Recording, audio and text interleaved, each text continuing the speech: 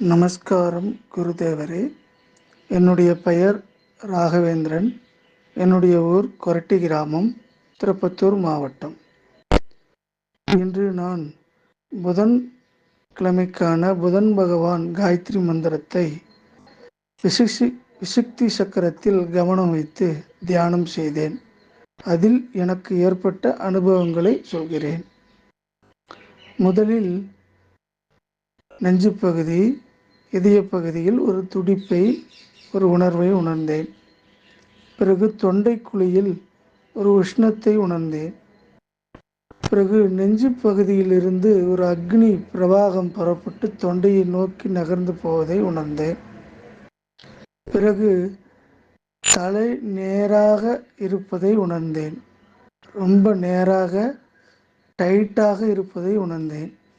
தலை பின்புறத்தில் பிடரி பகுதியில் ஒரு இறுக்கத்தை உணர்ந்தேன். புருவ மத்தியில் ஒரு அக்னியை உணர்ந்தேன்.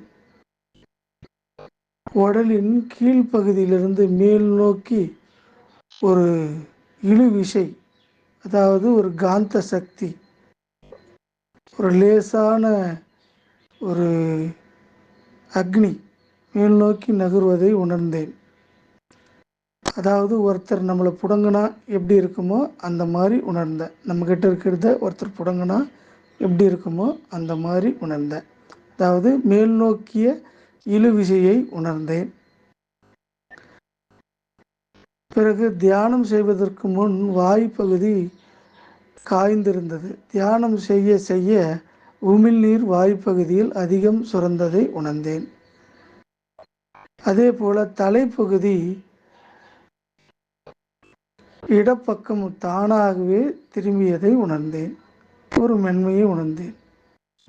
இன்றைய தியானம் எனக்கு ஒரு நல்ல அனுபவத்தை கொடுத்திருக்கிறது. அதற்கு காரணமான உங்களுக்கு மிக்க நன்றி. என்ன புண்ணியம் செய்தேனோ